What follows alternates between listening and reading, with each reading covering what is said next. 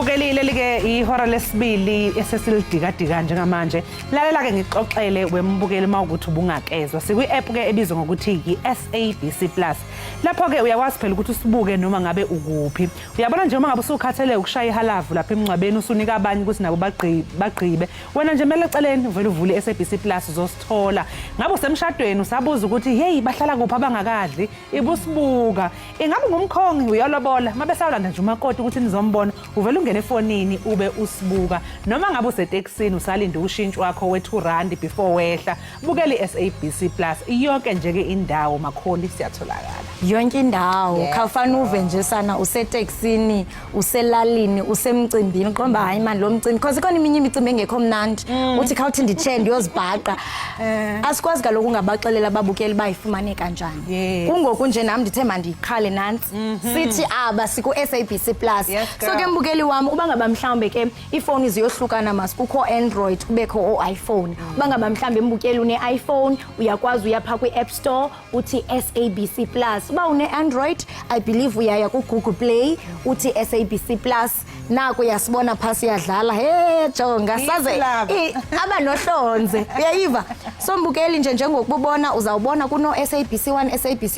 2 pha egqibeleni ufumana uSABC lihaye uqhofoze ungene ithi load kwacha pha masifundise ke enye into emnandi ngaze kwephula ulimi enye into emnandi ngale app ukuthi phela imali yes wena nje ugcina ukuthi uyidownload ayikho imali oyikhokha ngenyanga isubscription idololo ugcina nje ukuthi uyidownload bese nje udinga idatha ke ukuthi uzokwazi ukusibuka idatha ubala lolo uyazibona buhle njani hawu yimi la ngikhulumayo nguwe lo ngokumbukeli ke masijonge eziphala phambili kwiyure yethu yesibini sibambe ngazibini kaloku kubabukeli bethu abaphaku SABC Plus siyanibona kunjalo nje siyanithanda nazi ke eziphala phambili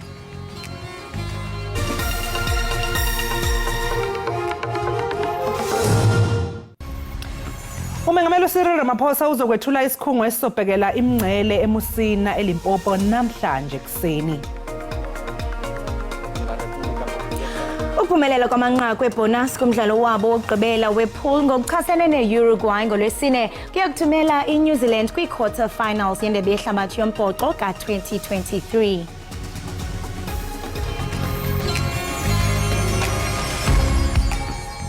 Sawubona mbukelo omuhle noma ngabe kunezindlu zodaka kusekhaya lapho lalela ekhaya jikelele ikhaya lemfudumalo siyakwemukela ngeyifudumela izandla bize ex yakho induna umthatho ongakini ikhansela nenkosi ungababiza besondele bengaphuthelwa umsombuluko kuya kulesihlanu ubatshele bezobukela indaba eyinohlonze zithulwa abasakazi abanohlonze ezemidlalo ezokungcebeleka nesimo sezulu asambeki.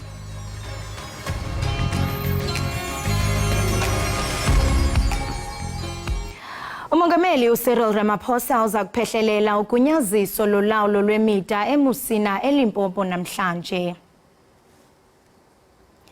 Injongo yokusekwa kweBMA kukhusela amazibuko okungena eMzantsi Afrika athanda ukuhamba ngongekho mthethweni kwabantu nokutyhuthuzeliswa kwempahla. Owengungqongqoshe wezemisebenzi yomphakathi eNorthern Cape uJohn Block kanye nabasolwa ababili kulindeleke bavele enkantolo yemantshi yaseKhimbali namhlanje.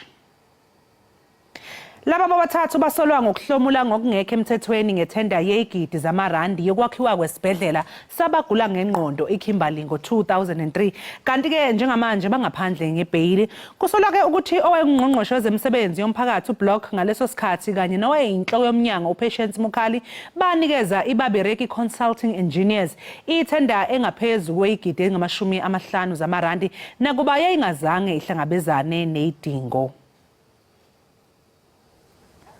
Ungqongophala kwesakhono kunye nezixhobo zokusebenza kwezinye iinkundla kuye kwagcinaniswa ngosuku lwesithathu lodliwano-ndlebe ikomishoni yenkonzo yejaji. Ikomishoni yenza udliwano-ndlebe nabagqatswa ukuze bavale isithupha kwiinkundla ezahlukeneyo evekini. Ijaji ekhoyo ngoku yenkundla ephakamileyo yoMzantsi Afrika eGauteng uEdwin Mulahlehi uvelile phambi kwekomishoni kasekela mongameli wejaji kwinkundla yezemisebenzi kunye nenkundla yesibheno yezabasebenzi. Umulahlehi ebeyijudge echophele ityala le-AfriForum ne-Economic Freedom Fighters. Kanti ke iJacob Zuma Foundation ithi owayesakuba ngumongameli uJacob Zuma ujike wabhenela kwinkundla ephakamileyo yaseGauteng ePitoli ukuba ibhengeze ukutyunjwa kukamongameli wejaji eyintloko uRaymond Zondo ngokuchasene nomgaqo siseko. Ngemuva kokunikela enkantolo efuna ukushushisa umengameli Ramaphosa ngasese owabe ngumengameli wezwe uZuma usefuna kususwe inhloko yamajaji uRaymond Zondo esikhundleni. The next steps in the process will be the compulsory provision of the JSC and Mr. Ramaphosa of the record of proceedings and deliberations pertaining to the JSC's recommendations and the President's decision.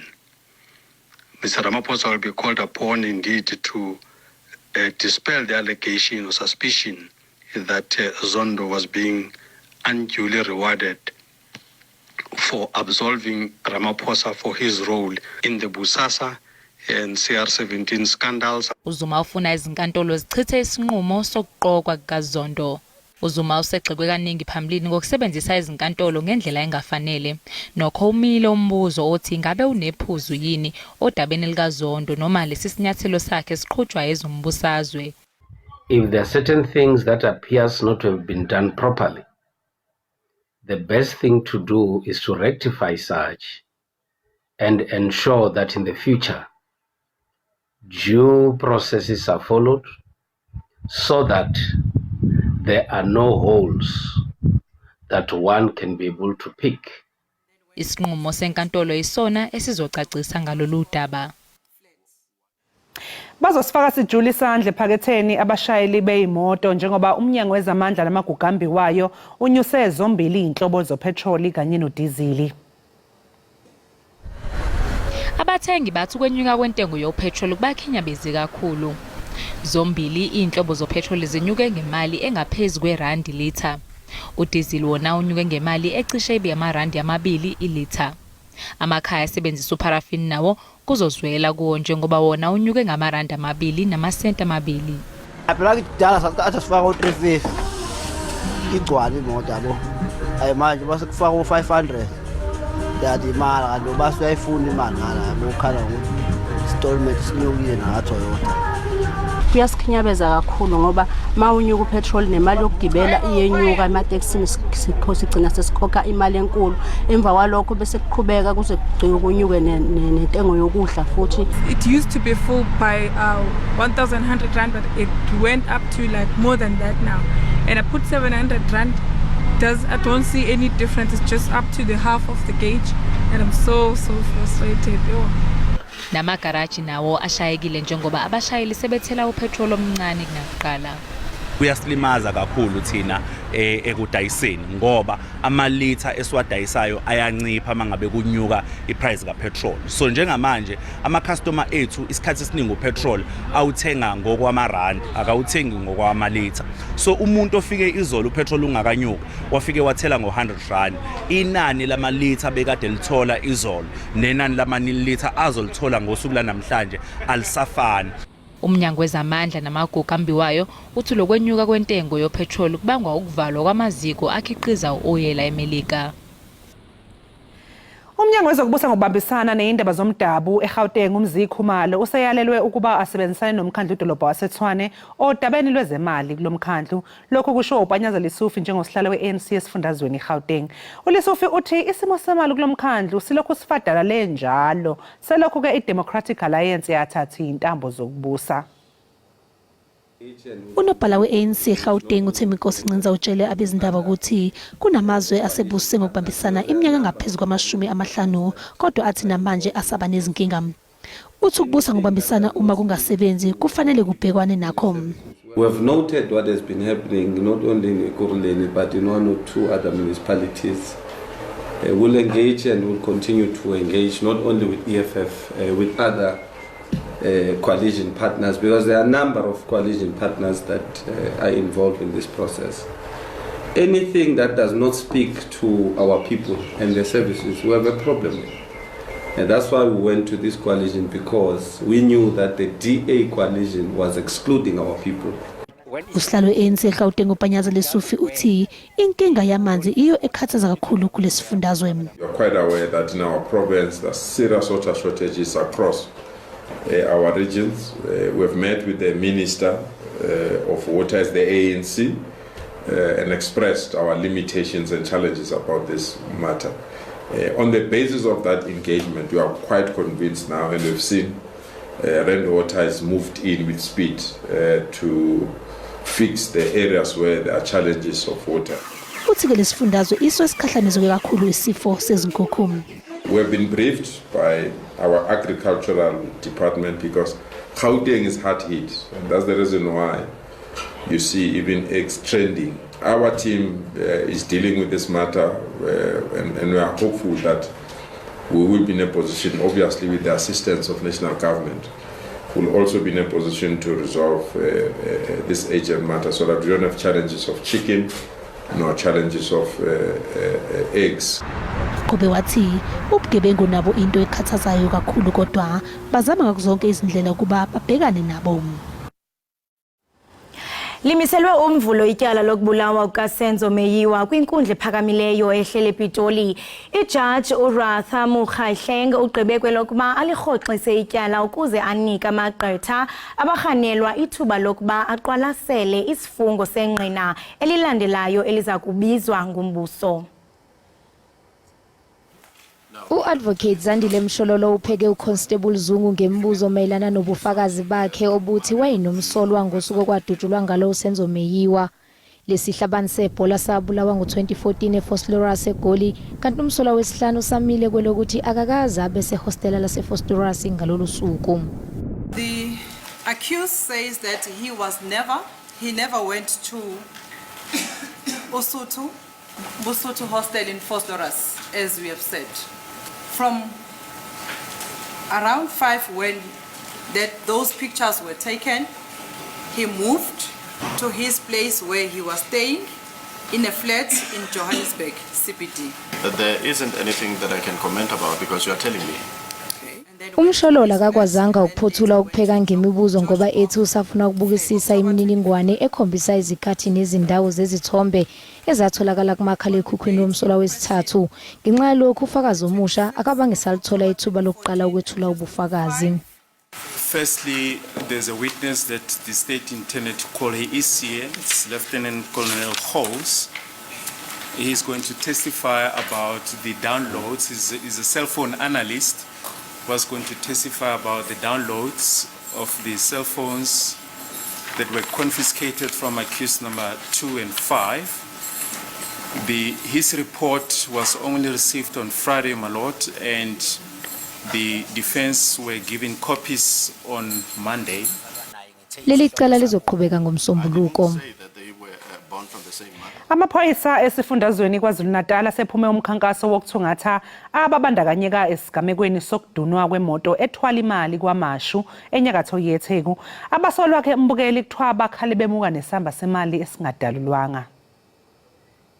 Asibonga kakhulu sikwaMashu lapho kube khona imoto ebanjwa inkunzi ekseni namuhla. Amaphoyisa athi kulimale abantu abathathu nabazanye ukuthi baphuthunyiswe ngasezibhedlela. Kodwa kuthiwa amadoda bekade ehamba ngeimoto ezimbili ahlasele imoto bekade ithwele imali lapha emgwaqweni umalandela lapha kwaMashu.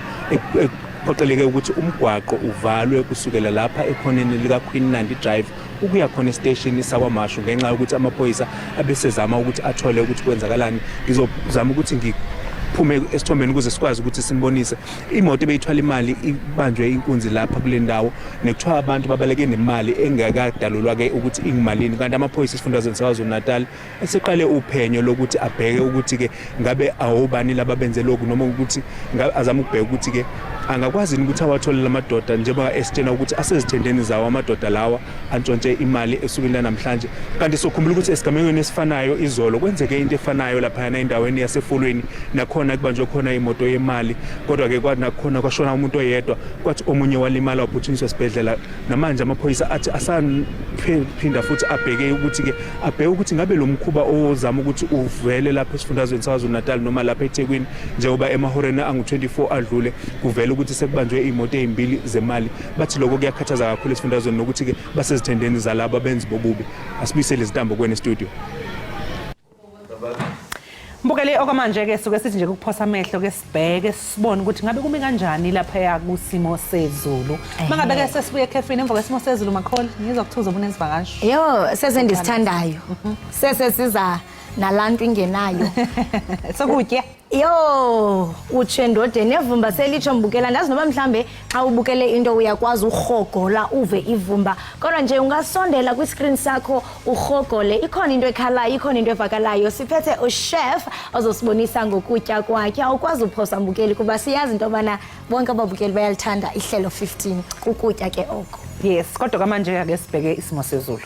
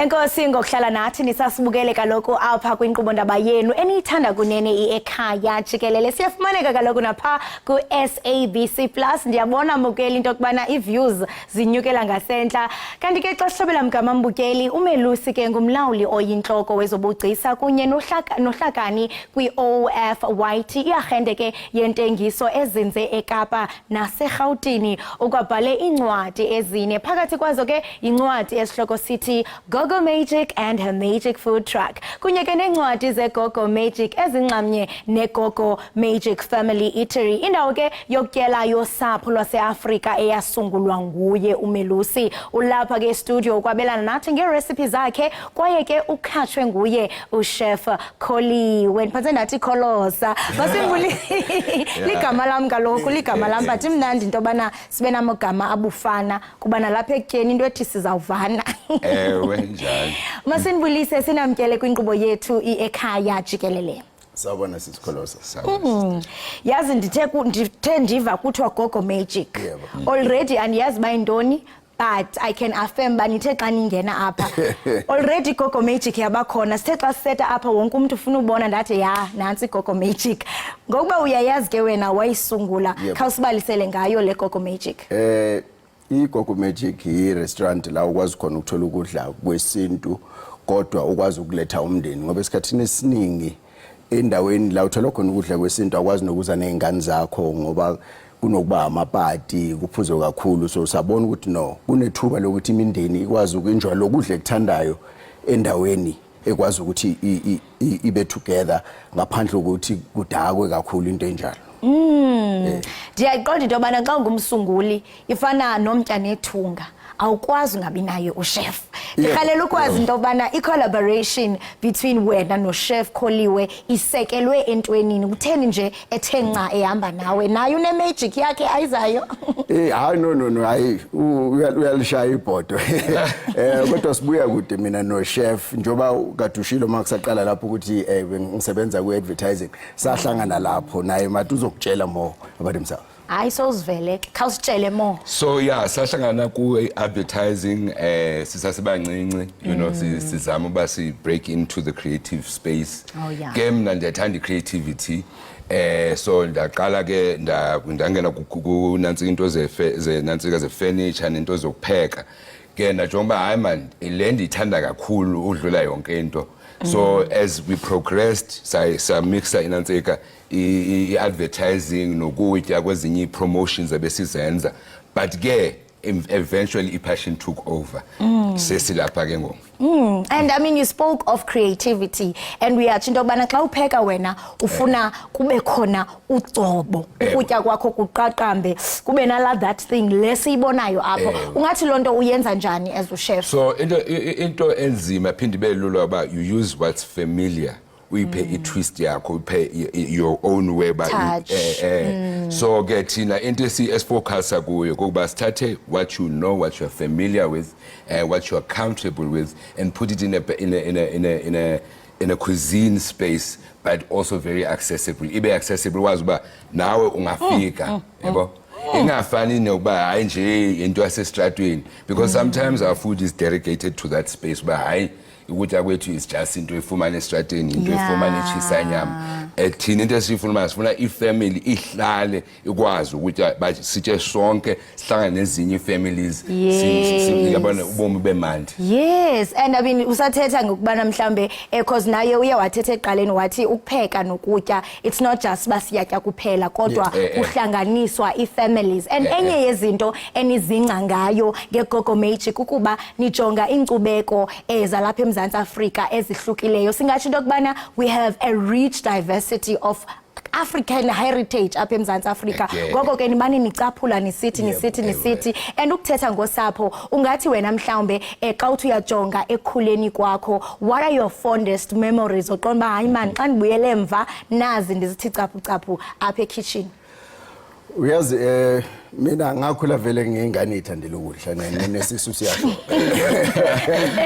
So yazi maningi imicabango yami futhi noma ngikhumbula nje iningi izinto engikhumbula, kepha ngeke ngithi yiloku naloku. Ukuhlala nje phansi sidle siwumndeni yimi umfowethu namanje ayikho into engichaza nje uma ngihlezi phansi nezingane zami sixoxa ngibaxoxele inganekwane noma ngibafundela le ncwadi engibhale ngabo. Yikho okubaleke kakhulu kimi ukuthi makudliwa kuhlale phansi njengomndeni kube isikhathi sokuconnect. Uyabona oko nibane nizulisa dithi ngoba okukutya ukusukela pha andiyazi ingaske umuntu bekuthiwa unezisu ezahlulelekileyo so that ukwazi ukuthi qaphu. Chef khawusixelele ngokutya othe waza nako namhlanje ndifuna uqala pha. Right. So apha siphethe inantsika lamb shank.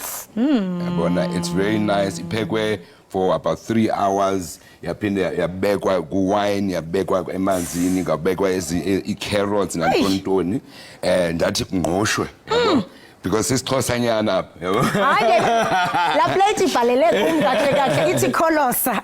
And then apha ithi beef shin. Because we besawuletha umkholi basacimba, you know, we need to also show by we cater for other cultures. So if you are not into things like imkholi nantontoni, uyakhona ufumana beef shin, uyakhona ufumana lamb shank. Wathi combo nespinach ihamba kamnandi. Yayibona njalo. Apha breakfast. So this is what we call the classic breakfast. Any South African can identify with it, whether you are Bora man with the Bora of us over there, whether you're Italian, whether you are English, your combination as South Africans. Yes, banana breakfast standard. Sivuyela kwaleyo kuba kube khona amaqanda. Kaloku sinale ngxaki yokupheka kwamaqanda. So ndisekhangwa iqanda. Sinsekile into yobana nje masibaninzi kangaka sawehlulelana. Umuntu uzafumana just a piece yeqandanyana. And then Uncembe. yabona umzababa. A big umzababa, a big Umzababa. yeah, a big wrap, beef wrap. Oh wow. So uqube ntoni ngaphakathi kule beef Apha wrap? kukho carrots, kukho nansika carrots, beef, your onions and your tomatoes. Tomatoes. Then sifake inansika imayo. Bona ibase yayo. So that ibe juicy ibe nalaba flavors. Ne carrots nje ezi crispy. Hey amathumbu wami aya Ne ngokhala chipsy. ngokhala. Oziphinde nazipha Okay, so eqaleni. this one would recommend, but we have it for a quick breakfast or for a lunch, lunch on the move, or sit down because it's big. Yeah. You might need to ibambe. Hamsana nabo kota. Yes. But this is more like a. So ikota a private school. Yeah, ndiyayibona ukuthi le. A traditional. Yes. Masize kwelicala ndiyabona kune lagouche. Kutheni ngathi yashukuma nje. Okanye nento eyenza. Usmile. Bani vibrate. Usmile, usasmile. Usmile is our specialty because cements are very crispy. Funuife. Yo, mntasekhaya. Funuife. Indlebe le. Ndizawuva. Mamela. So apha sihambise sibeke kwi traditional isithebe. You can have it as separate meals or kanye sinibekele as a family because a family that eats together loves together and prays together. Hallelujah. Togetherness. So also we have different veggies depending on the season. Bo chakalaka, bo spinach, ipapa is very important. Sonke siyayithanda ipapa, all of us in South Africa love it. Bese siyibetha ngamanqina. Pork trotters. Andisakuva nobuthimbo. Nansi into endiyivayo mna. Ave. And ndithanda labu crispiness and sendisho namafutha wayo ingathi asuka kwakuyo. Akasuka icaleni. But in a surprise, yabona hayi busy a crackling surprise. Lapha the whole jaw. Yo. No, yabona xa soyihlekula. Nance. Ideka yenzo ilantu bathi Sindihlephulele part. And ke ngoku uyibambe negwinya sister. Nance ke. Igwinya lingama kancinci. Ngicingile yeah idombo.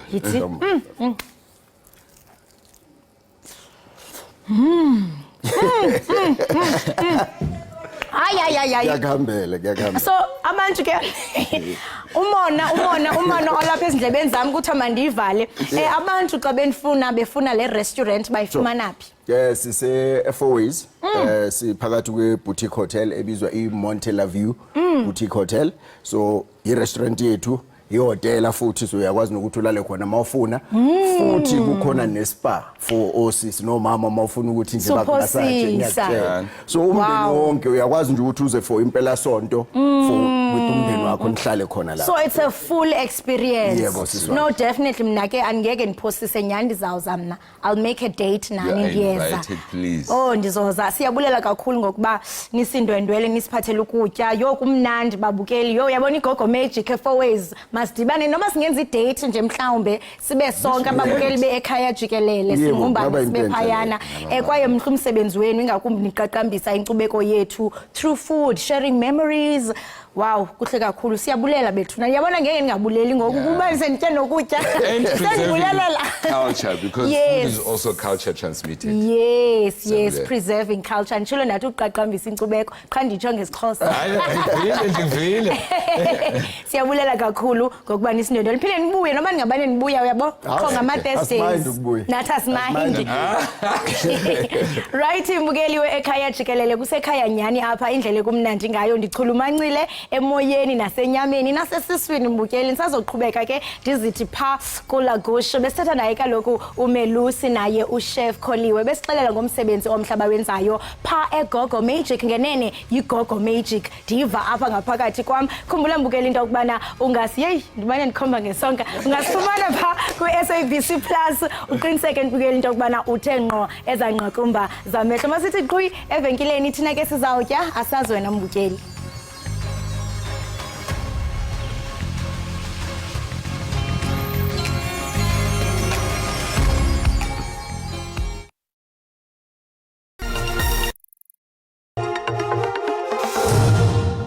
Enkosi ngokuhlala nathi usasibukele apha ekhaya Jikelele. Kanti ke mbukeli siyathanda ukunikhumbuza kananjalo into yokubana siyafumaneka pha ku SABC Plus kumnandi apha ekhaya simunca nentupha. Ngoku ke singena kwisiqendu sethu sezemidlalo. Umongameli uNelson Mandela wakhe wathi ezemidlalo ke zinamandla okutshintsha ihlabathi. Kwaye ke leyo yinto esiye sayibona sonke kule minyaka idlulileyo, imidlalo itshintsha ihlabathi. Kodwa ke ukuze sitshintshe ihlabathi ngemidlalo kufuneka siqale ukutyala imali kwimidlalo yasezilalini nasezikolweni ngokuba ke yonke into iqala phansi. I-Icons Journey Marathon Foundation sesinye ke seziseko nemibutho exhasa uphuhliso lwezemidlalo emaphandleni ngokusindleka ke i-400 kilometer run eMpuma Koloni rhoqo ngenyanga yekhala nebizwa ngokuba yi-400 kilometer iconic challenge ethatha ke iintsuku ezisibhozo ukuyigqiba kwaye ke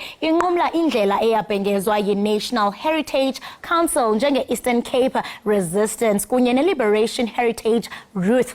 Ukwazi banzi ke ngeliphulo sizawuqhagamshelana nomseki nosihlalo uNkosi Vulithuba Sangoni. Nkosi Vulithuba, masikubulise sibambe ngazo zozibini ngexesha lakho ngayo lentseni. Thank you so much. Okokuqala mandisibulisele kuni apho e-studio. Ndibulise ke nakubabukeli bonke be-show emnandi ngolhlobo. Imnandi gqitha iginyisa ingwiqi. Nkosi uVuluthuba, indawo zasezilalini ke ziyasilela xa kuthethwa ngezixhobo zezemidlalo. Ingaba mhlawumbe loqala nini uthando lokusebenza nabantu abangathathi ntweni ingakumbi ke xa sijonga kwicandelo lezemidlalo? Njengomntana ke uzalwe ezilalini nam and njengangoko ke ngoku nasekhaya sebendinika indawo yoba nama ke ndiphathe ndisebenzisane nabantu basezilalini. Uthando ke lona laza natural njengomntu ke okhula kula environment but ke wavela edolophini but aphinda abuyele ezilalini. Mhlawumbe ukhabela phambili elwale marathon siseke ngo-2018 xa ihlabathi lali-celebrate what would have been the 100 years of uPresident Nelson Mandela. Sayiqala ke sizimbaleki eziyi-100 nathi sibaleka under i-theme esasiyibiza ngoba yi-100 kilometers by 100 runners for Mandela 100 years. Kukwelo phulo ke ngo-2018 apho saqala khona ureleasa imali sithengela abantwana inantsika izihlangu zesikolo, i-sanitary pads zamantombazana nebhayisekile. But yakhula from there because ke ngoku 2021 salontsha sapilota lento ngokusiyibiza ngoba yi-400 kilometer iconic challenge a marathon ethatha iintsuku ezisibhozo 8 days ibalekwa Eastern Cape every July. So kulapho ke sithi rhoqo xa kuvulwa izikolo singene ezikolweni, singangeni only Eastern Cape, singene countrywide sinikela kwizikolo ezidingayo. Sisebenza kakhulu nezikolo in particular ezisezilokishini nezikolo ezisezilalini ukhuthaza abantwana ngakumbi into ethi mabahlale ezikolweni ngoba sibaxhobise ngezihlangu zesikolo, i-sanitary pads amantombazana kuba siyawazi asiphosa isikolo ngeentsuku ezithile enyangeni, so sibaxhobisa ngezo sanitary pads, ikit zesport so that i-team yesikolo ifane xa iyokhompyutha nezinye izikolo to instill la confidence nasebantwaneni xa bedlala bekhompyutha nezinye izikolo. So sikwelo phulo ke uzothi gango since 2018. Wow, nenza umsebenzi omhle kakhulu. Ndiyeva into yokubana uthi naliqala liphulo ngaye unyaka ka-2018 and eyona njongo iphambili kukuba kuba kaloku umntana uba ngaba mhlawumbe uzoba neemfanelo ezifanelekileyo kwezemidlalo, into ethi ke ne-confidence yakhe umntana uza kuzethemba kuba siyazi into yobana emakhaya kuba khona ii-competitions nezikolo ezahlukileyo. So umntana xa yazi into yobana jonga isiseko singundoqo uyakwazi into yokubana i-confidence yakhe ibhusteke. Khawuncede ke Nkosi Vuluthuba into yokubana usixelele ngakumbi nge-Icons Journey Marathon kunye nomsebenzi ewenzayo kuphuhliso lwemidlalo yasemaphandleni. So into esiyenzayo every year hosta le initiative i-400 kilometers, a-400 kilometers. Nale 400 kilometers ukubaluleka kwayo kokuthi yadeclarewa ngu-National Heritage Council kuba naye ebona into yoba amaqhawe namaqhawakazi amaninzi omzabalazo akhulula ancedisa ekukhuleni kwelizwe leMzantsi Afrika azalwa kanye kwesa stretch off road say 400 kilometers ukuba labanye utata uChrisane utata Walter Sisulu umama Albertina Sisulu President Mandela King Sabatha Dalingiyebo nabanye abaninzi abazalwa kulandlela i400 kilometers bayibona ke i-National Heritage Council mhlawumbe into bakufanelekile into ideclare le route so ile route ke lesibaleka kuyo kuba sithi lamaqhawe eza notshintsho eMzantsi Afrika so nathi ke ngoku sizimbaleki sipromote la route and ile is encourageayo rhoqo imbaleki ezibalekayo lo 400 kilometers into bazigqibe because iba intense program yakhona njengoba nisitsho i8 days kubalekwa u42 kilometers for 7 consecutive days bevuka ekseni kubaleka 42 vuka ekseni then ngosuku labo lokugqibela babaleke i-distance engange 103 kilometers iba very very demanding emzimbeni but nabantu abathatha inxaxheba bayenza lonto bengazuzuza nto ababhatalwa mali abanikwa anything more than bathina sibaqhwabela izandla sibanike nalo recognition yoba sibanike medals ne trophies bona bathi xa sibabuza because basuka kwezinye provinces abayingoba se-Eastern Cape qha for instance kulonyaka ku2023 kubaleke imbaleke ezi11 ebezirepresenta 6 provinces zalapha eSouth Africa and bekuko more females than males beko 6 females and 5 males yabaleka ke nakuthi lonto into yoba sibone ba amanina nawo ayithathela kubo into yozisa utshintsho ngakumbi kwisport extreme njenge ultra marathon running so benze kahle kakhulu ke because kulonyaka sithe safumana ke ngoku ne audience okanye sa attractor nezinye foundation zaphesheya kwamalwandle eScotland eIreland naseLondon ukutsho as foundations zithe zanomdla kwi-Icons Journey Foundation zifuna ukunikela ngekit zesport uniforms zesport uniforms zesikolo izihlangu zesikolo ne-sanitary pads ikit nje wena sisiwam zizodwa over 2500 so uxanduva lwethu ke singaba Icons Journey Marathon Foundation ukuzizisa apha eSouth Africa ukwenzela uba xa kuvula izikolo konyaka uzayo ka2024 zingene kubantwana abadingayo ekufaneleke baziye kubo kwizikolo esezilalini nasezilokishini Nkosi uye wathetha apha ngabantu mhlambe singatsho into okubana baye baba ngogqala abalibanzi kunjalo nje bengafumani kwa inzuzo siyaqonda into okubana umsebenzi owenziwa yile foundation yenu uyabonwa kwaye unefuthe ngokuba kaloku sele utsale abaxhasi baphesheya ingaba konke oko niye nakwenza njani kungosebenzisana umzekelo ukhona ubhuti eseyihleli eScotland iminyaka emininzi obizwa ngoba nguSindiso Joya usijongele ke kwelaqala laseScotland nalamazwe ango-Ireland umele i-Icons Journey pha kulamazwe ukhona ke nosisi naye ngolapha South Africa zinzalelwana zalapha South Africa izinthetha ngazo kodwa sezihlala kulamazwe into engapha kwe20 years usisi okuthiwa ngubulelwa Mfakadolo omele usport for ubuntu nayo i-organization based eLondon eUnited Kingdom uthetha ke ngabo usports for ubuntu usports for ubuntu bayafuna kulonyaka uzayo usingatha le-Icons Journey Marathon pha kwela lizwe laseLondon i-date zayo sazi announce bafuna uyisingathela ntoni bafuna uyisingathela into yoba uraiswe enye imali ezawukwazi ukuba izoncedisana nezikolo ezidingayo apha eMzantsi Afrika kwaye kwalapha koOctober njalo usisibulelwa lo uzawube ekhwela la ntaba enkulu kuthiwa yiMount Kilimanjaro nge-26 kaOctober uzawube eqala it's the first attempt ayingomntu ke lo mhlawumbe umuntu uzona umfanekiso womuntu obaleka imarathon nentoni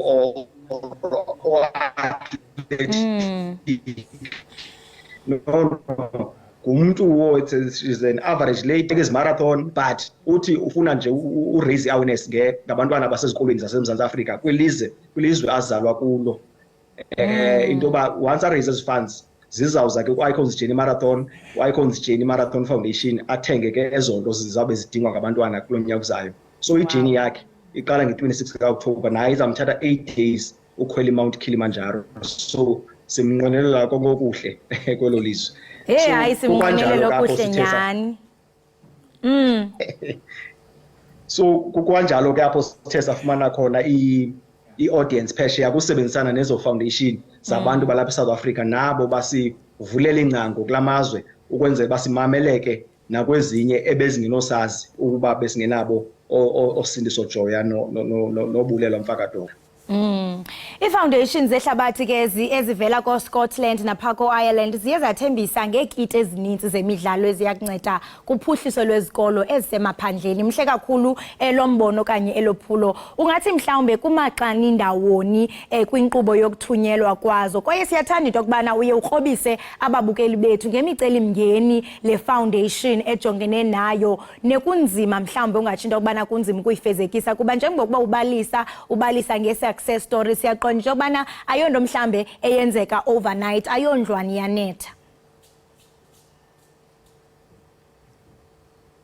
Hayi akululanga konke futhi ke yona uyichane ucwethe lo ndawo akululanga konke ngoba lo msebenzi siwenzayo ukhumbuza nomunye umbukeli wakho sisi wami asenzele ukufumana nto siyi foundation nathi akho profit ezanga kuthi akho mali ezanga kuthi more than ba kwanto esiyifumanayo sithengela abantwana sizisezikolweni so kudala ke sikweliphulo imicelimngeni ke kule case ile ithi bayidlala indima yabo kwamalwandle bayidlala indima yabo eIreland bayidlala indima yabo eScotland ngokuba bathi ngeliphulo nilenzayo ningo-Icons Journey Foundation eSouth Africa lobalekisa abantu 400 kilometers nisenzela abantwana abadingayo thina ke ngoku sijule sivivaneni ngezikiti esicimba zingabenefit abantwana abayi-2500 owena umsebenzi ke ngoku ngokuba nizisuse kweli lizwe lethu phesheya nizise eSouth Africa so aniyonika abantwana kulapho ke wena sixinge khona ilo appeal ke sizoyifaka into ba phandle pha umuntu obukele le show mhlawumbe ova elizwe angavakalelwa nomuntu athi nami ufuna ujule sivivaneni ekuncediseni into bala kit isuke pha phesheya ize apha eSouth Africa so that 2024 akuvulwa izikolo sifake le kit ezikolweni okwethu nyani ke sifuna ucreator osiyakolisi bangomso I mean oMakhaya Ntini bangomso oDr Khumalo bebhola bangomso and lonto iqala ku foundation level abantwana besadlala at primary school level high school level sibe sibaqhubisile at least nge basics ikit nezo cogs so that pha in between bona ukhona uzoba netalent ezawuvela sinalo ke lo themba into ba italent iyavela ebantwaneni and kukangako kwethu so sifuna ke ufake iappeal kubabukeli bakho xa bebonke into ba bancedisane neIcons Journey Marathon Foundation ukuzisa lo kit sesiyidonatelwe seyicommitteewe uba izofika eSouth Africa.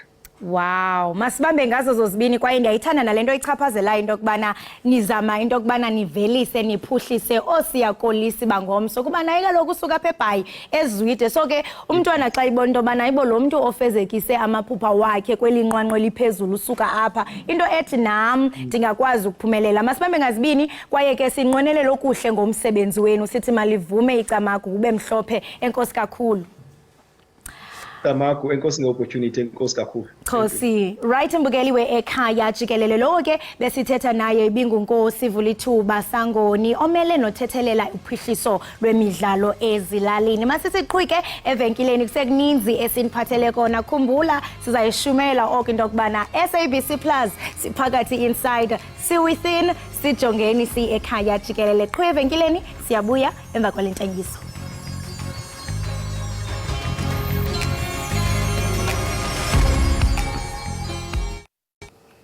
Siphinde sikwamukele embukeli wekhaya Jikelele sibonga kakhulu ngokuthi ke uhlanganyele kanye nathi lapha ekhaya Jikelele.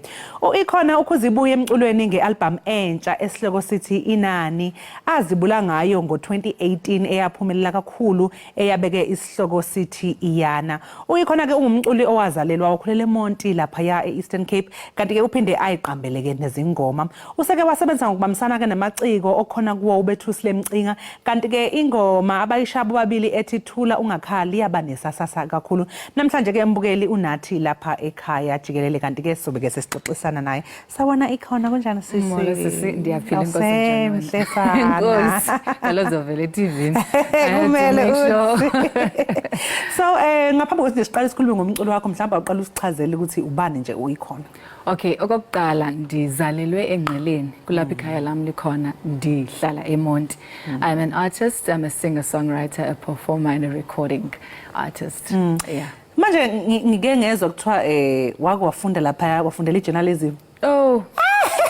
Manje uzosijoyina nje ngicela nimqashe but no, yes, that's my qualification in journalism, but khange ndiqhubeke nayo because uthando lwami lisemculweni. So ngesikhathi wenza journalism wawu-aware ukuthi yase ngiyayifunda nje le journalism kodwa mina kahle kahle inhliziyo yami iphaya. Ndafika kuyo ndiyazi into yokubana eyona nto ndiyibizeleyo ngumculo, but because ekhaya ndandifuna uba kwakufuna ndibe ne-certificate entweni end up ndisenza journalism ewusi. But uhappy ngesigqibo sakho sokuthi uthi no ngizoqhubeka ngenze umculo? Ndonwabe kakhulu. I mean ndabaphathela idiploma yami ndabanika ekhaya. Yazi ukuthi banika abantu abafunda kanjalo ukuthi yazini ngenzele ekhaya babe proud because this is what they want, kodwa mina I'm going to pursue something different because yinto ngiyazi ukuthi ena album yakho yesibili le ephumile manje and into engiqaphelile kuthiwa laphana uma ungabe uname ama-album wakho hayi wanema ngey'ngane zakho. Oqala ngu-Iyana, so my first album ithi Iyana iphume ngo-2021 and then lesibini ithi Inani ndineme after umntana wami wesibini. Yazi mangicabanga so S3 kuzoba uba masiyeke sizoyibona khona bayisifikile. Yes, so I know ukuthi ena so umculo wakho umculo okanjani ungawudescribe uthi yiphi genre or else maybe awuyiboxi? Kuthiwa i-afro soul umculo wami xa udescribe. I speak to the soul, ndithetha nomphefumulo xa ndiculayo because also naxa ndibhala from ingaphakathi lam. So xa ndicula ndithetha nomphefumulo womuntu. So ibizwa nge-afro soul. So ngiyazi ukuthi futhi usebenzile noBethusile. Wakwafika uBethusile la wasishanga le ngoma yakhe le yaqhamula ngiyakutshela wena. So nje kwakumnandi. So kwakunjani nje mhlawumbe ukusebenza naye ngoba ngiyazi ukuthi yena wenza umculo wegospel. So kwakunjani ukusebenza naye nanokuthi nje is it like into enkulu in your career ukuthi usebenze ne-artist mhlawumbe efana naye? I think indlela esiye sadibana ngayo in terms of le ngoma ithi Thulunga Khali noBethusile iya complementa kakhulu indlela esiyiyo as artists. I'm an Afro soul artist, yena uyi-gospel, but sesakwazi uba sidibane senze ingoma ezawuvakala kumntu wonke ibe mnandi. It was beautiful ukusebenza naye. He's my brother and I'm proud of him. Yeah, he's doing the most. Yeah. So mangabe uyayibhalela umculo ngiyazi ukuthi abantu ngizwe igama kuthiwa ghostwriters. Yeah. I write my own. I'm a singer-songwriter, so I write my own songs. So uma ungabe ubhala amaculo nje ikhona kusekwenze njani? Like kuyakufikela lento abanye bathi ngifikele ngilele. Ndithi ndiphakama ebhedini ndithi gqini uba hayibo kukho le ngoma isengqondweni yami ndiyirekhode efowunini ibe ingoma. Yazi nami ngiyawuthanda umculo and ngihlezi ngifascinated ngokuthi I wonder mengabeke uwumculi because kuyenzeka ukuthi ube umculo ube ne-voice enice but then you're not good in songwriting. Awazi nokuthi uqala ngapha uma ubhala iculo mhlawumbe nizobe ubhalelwa abantu ukuthi so what's the process if mhlawumbe ngiyakwazi ukucula and ngifuna ukuthi nami ngicule wazi kanjani ukuthi okay mase ngibhalile kanjena ebese emva kalokho kulandela ini ungasi mhlawumbe i-education la ukuhamba uyofunda music at a music school kuyakusiza ukuthi mhlawumbe ukwazi ukuthi wenze zonke lezi zinto lezi engithi ngicurious ngazo mina? Mna ngokunokwami isipho sokubhala it comes naturally, but like you said kwabanye abantu mhlawumbe ayilili ikhono lakhe into yokubana abhale, which then comes education. I think uyakwazi ufundiswa by the skill of songwriting. So yinto ongakwazi ba uyifundiswe how to write. So if awunaso isiphiwo sokubhala naturally like myself, you can always go to school uyofundiswa khona on how to write ingoma. Yeah. So uyibhalela wena nje wedwa ingoma zakho noma mhlawumbe bakhona abanye abacelayo obabhalelayo? That's my dream actually. Uba ndikwazi ubhalela nabanye abantu. But okwangoku I'm still writing for ikhona. So ngiyazi ukuthi nje uyikhiphile i-album ke ngiyazi futhi ukuthi usazosiperformela khona la ekhaya Jikelele ngeke sikwazi phethe singabiza umculi osezingeni eliphezulu kangaka usuka ngaphe Eastern Cape afike apha sengaculi. So ke yipi ingoma ozosiculela yona namhlanje? Ingoma ithi Andinando yiyo khokhela le album yami ethi Inani ephumile I think 3 weeks ago. Andinando ingumthandazo. Ithi Andinando ndize kanye Nkosi. So ngokosixhosa mina xa ndicacisa ndithi ndizongxengxeza phambi kobawo ukuba andinika amandla amatsha andiphelele. Ikhona. I cannot wait ke sisi ukuthi ke sizwe umculo wakho omnandi. Kodwa ke umbukelile obesikhuluma nabe ku ikhona ke oyicecwe lethu iciko lethu lanamhlanje elizosinikeza ke umculo omnandi. Uthi uphuma lapha enqeleni lapha azalelwa khona lapha ya eEastern Cape. Ngakho ke mbukeli awufuni ke ukuthi uphuthele okwamanje sothi nje ke qu 8 kodwa mangabe sibuya mbukeli ziyakhala ekhaya Jikelele.